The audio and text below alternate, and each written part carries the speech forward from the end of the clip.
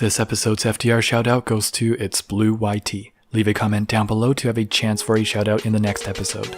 Make sure you're subscribed. Cory Gang Fish Fam, how you guys doing? My name is Chris and you're watching Fish for Thought.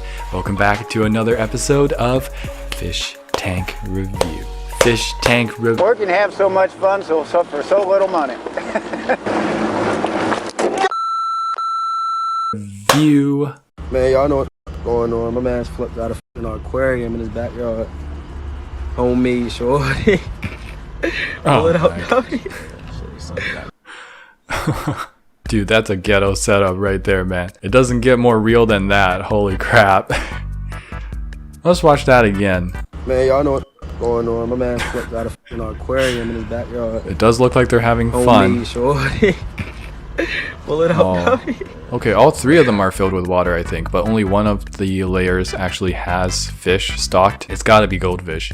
I don't know, I think this is not a bad idea except putting the goldfish in there. I think you can rig it up in a way where it's actually legit. Maybe set it at different levels and do like a waterfall effect even, but I don't think at that point, once you set it up, that you should keep opening it and closing it or making it mobile. I think it should just be stationary, and that would actually be a really cool fish tank, and it will be very DIY, probably even cheaper than buying a fish tank outright. Yeah, this could be a really cool project to do if you have like a shelf like this lying around all planted and there's like pothos scaling down the waterfall. Ooh, that's got some potential. I might actually try that out. I don't know. Hopefully it's not going to look as ghetto as this, and I'm probably not going to use goldfish. Fish cafe in Vietnam, those are live fish. That's a little disgusting. I mean, feet are kind of dirty, right? And they walk everywhere. Water quality must be pretty poor. There's a lot of fish in there, so it might even be overstocked for, you know, something that looks like a really big enclosure.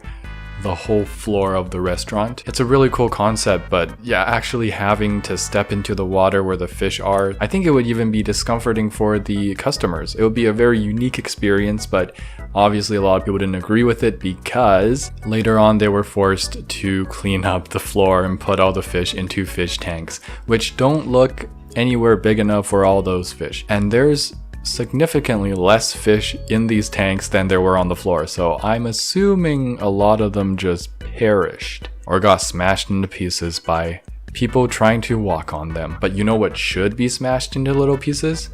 The like button. Isn't that right, Rapachi? I'm embarrassed. I don't live with my dad, still in high school, and I recently moved in last night. I'm going to buy him a new tank because I think this tank is beyond repair and move it out of my brother's room. I know it's not my fault, but having it in my own house hurts a lot. Yeah, that does hurt. It looks kind of like SpongeBob Armageddon. The end of Bikini Bottom, complete destruction and everything's in ruins, and SpongeBob is like this war-hardened, like chiseled face, haven't been eating enough protein, sort of. I think there's an anime opening, a fan-made anime opening of SpongeBob, kind of like that. And then there's like this goldfish takeover. But yes, thank you for dealing with this crappy tank. You have the spirit of the Cory Gang and Fish Fam instilled in you when you're not able to take this crap and just leave it in your house without fixing it up. So I commend you, fellow Cory Gang member. This tank is sent in by Michael Cobb. So the only plants I see are a bunch of beautiful Anubias Barteria, it looks like, and then got some Vallis in the back with some crypts growing really tall. This is a darn cool tank, and it does have a little bit of woodscape here and there. You can see when the Anubias is covering it up. Super awesome green, very interesting textures, all made with just very simple plants. I don't even know if that's a nutritious substrate. Maybe it's fertilized by root tabs, which is totally fine. I love it. This is my kind of tank. 4.7 out of 5. Keep it up. This tank is sent in by @Thomas_Unterwigger. Immediately my focus has been captured by that shining beacon of light of a plant. I'm not sure what that is. Might just be a sword really, but it looks really cool. Contrasted with the bigger leaves of the Anubias up front. That corner, you should just leave that corner because it's perfect. And then you can work on the rest of your tank, filling out the back there, hiding all those cords. Maybe a carpeting plant in the foreground and mid-ground. I actually don't recommend adding more hardscape to the more empty sections of your tank because that kind of throws off the corner effect that you have. You have a beautiful corner. So if anything, you can add more to that corner, like nice branches coming into the rest of your tank. But other than that, I just recommend maybe some small pieces of wood or stone on the other side of the tank if you must. But more importantly,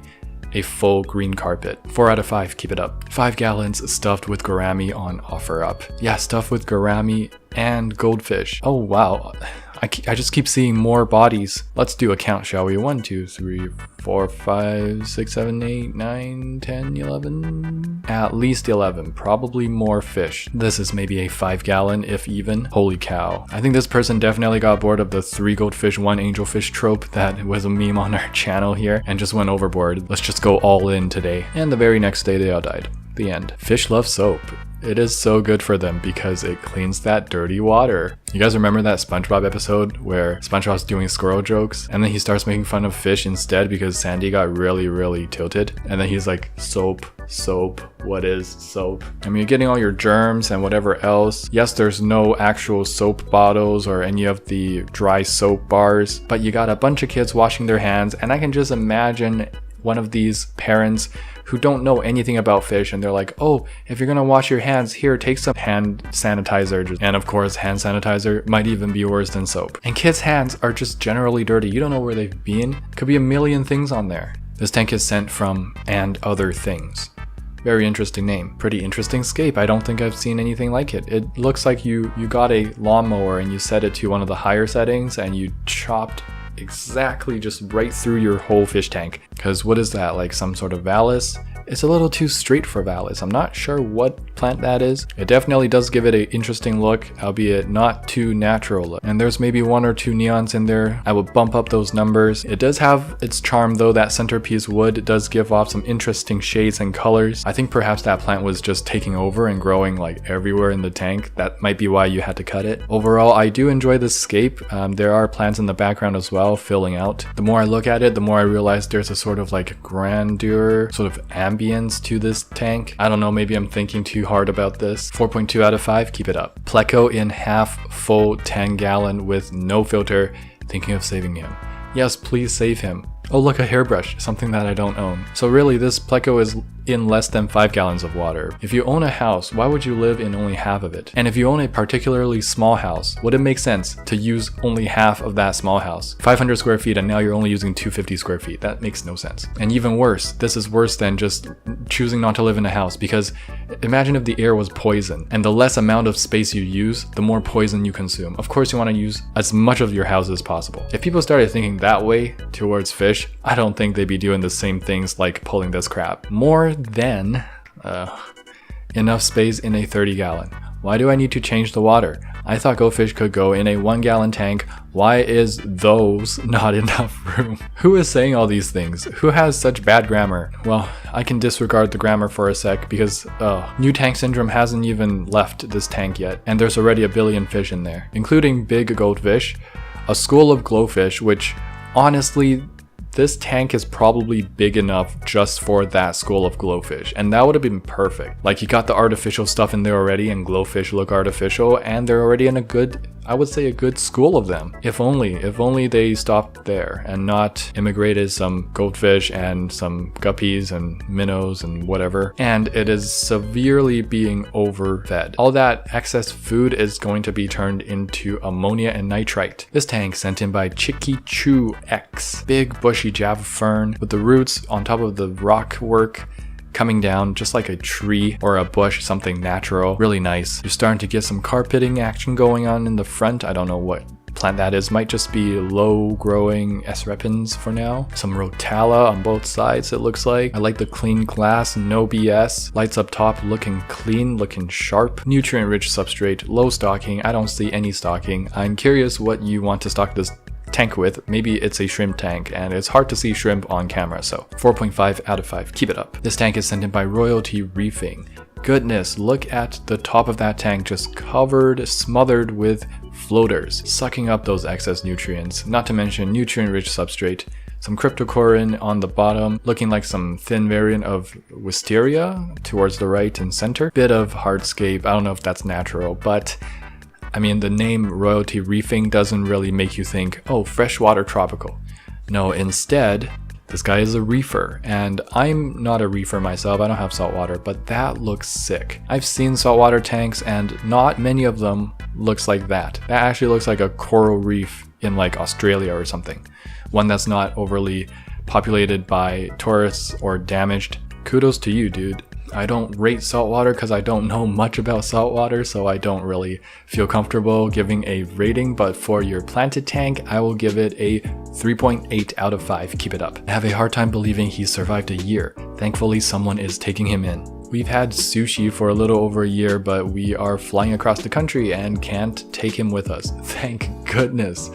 Adios, Godspeed, good riddance. If he didn't like it, he would climb out. I mean, first of all, are you sure he's not getting crushed by that artificial shipwreck crap? Just like this tank, a shipwreck of a tank. Secondly, is that really what you believe?